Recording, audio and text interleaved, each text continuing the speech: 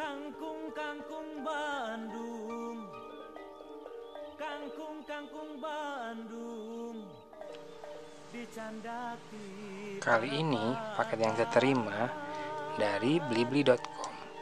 Saya memanfaatkan diskon akhir tahunnya untuk membeli sebuah smartphone. Smartphone apa ya ini? Kita buka yuk. Oh iya, smartphone ini sebetulnya dijual juga di tempat lain. Harganya 4 juta rupiah.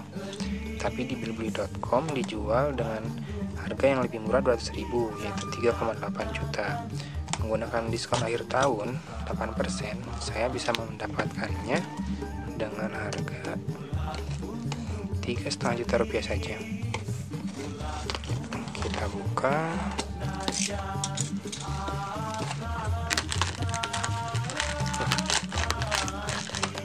Packingnya aman banget, saking amannya sampai susah bukanya. Cara masih ada bubble wrap. Kita bukanya dari sini.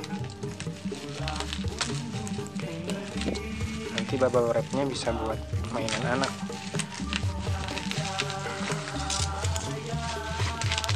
Kelihatan sih kayaknya. Ada Lenovo-nya, ada thumbnya. Nah, ini dia Lenovo Vibe S1. Kalau lihat dari spesifikasinya, Lenovo Vibe S1 ini menggunakan MediaTek MT6752 octa-core 1,7 GHz. Kemudian RAM-nya 3 GB, layar 5 inci, sudah Full HD dan IPS.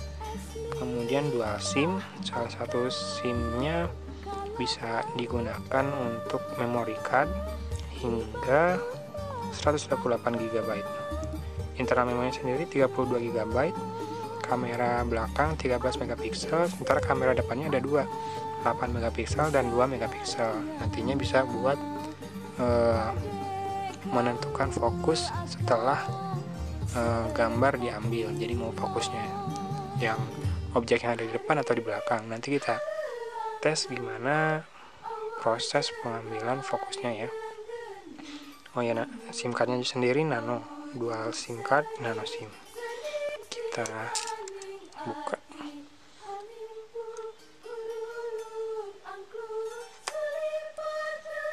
Ini pencahayaan agak kurang ya, sorry banget, soalnya malam-malam nggak sabar mau unbox, nggak sabar nunggu besok, nggak bisa nunggu besok.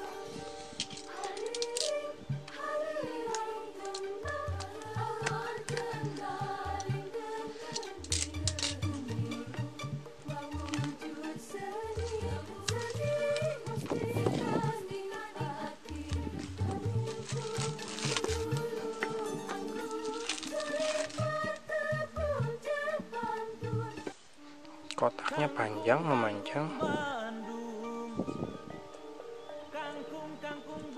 agak susah bukanya. Cep. Oh iya, biar saya bisa tunjukin nomor sertifikatnya tahun 2015. Semoga sertifikatnya resmi ya. Oke, ini isi boxnya. Pertama ada handphonenya itu sendiri. Handphonenya sudah terpasang hardcase bening. Oke, simpan dulu.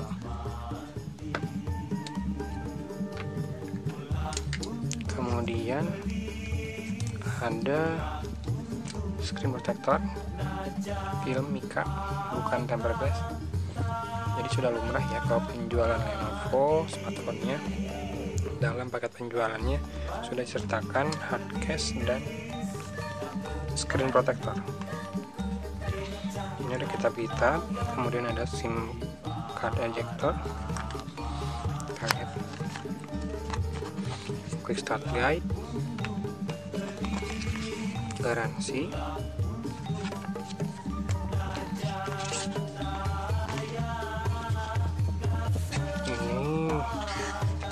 bahasa-bahasa dewa.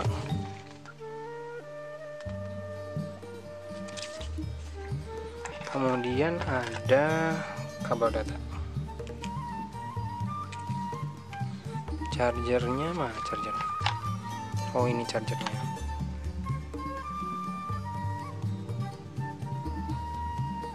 Chargernya sendiri punya output sebesar 1,5 ampere, 5 volt.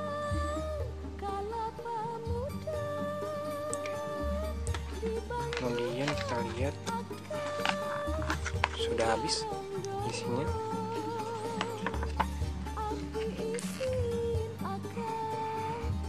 Kita bahas pesan pertamanya aja ya, sedikit ya.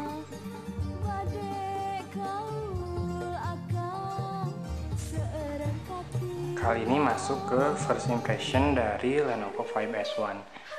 Kalau dari sisi desain, saya yakin Lenovo ini sudah memanfaatkan desain dari Motorola yang sudah dibeli secara perusahaan ya.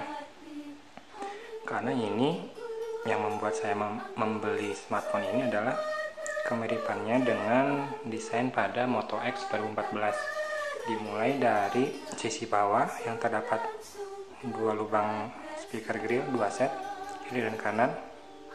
Kemudian ada garis dari karet, biasanya ini berfungsi untuk meningkatkan penerimaan sinyal. Kemudian pada bagian atas juga terdapat hal yang sama, dua bagian karet. Yang satu tergabung dengan port audio 3,5 mm dan ada noise cancellation mix-nya juga. Sisi kanan tombol power dan volume rocker. Lihat di sisi bawah ada lubang port micro USB ya. Kemungkinan sih sebelah sini adalah untuk mikrofon karena saya tidak menemukan lubang mikrofon. Kemudian sisi kiri ada slot untuk SIM card. Nanti dibuka menggunakan SIM card ejector. Nah, sekeliling bagian handphone ini benar-benar menggunakan bahan metal. Kenapa saya bisa tahu? Karena biasanya bahan yang benar-benar metal ketika di tempat yang dingin dia akan terasa sangat dingin. Beda dengan plastik yang tidak terlalu mengikuti suhu sekitar. Nah, lanjut ke bagian belakangnya. Ini ada masih dilapisi plastik film. Kemudian kita lihat ada nomor sertifikasi SDPPI. Kita cek nanti ya, apakah ini benar-benar atau milik produk lain. Kita buka.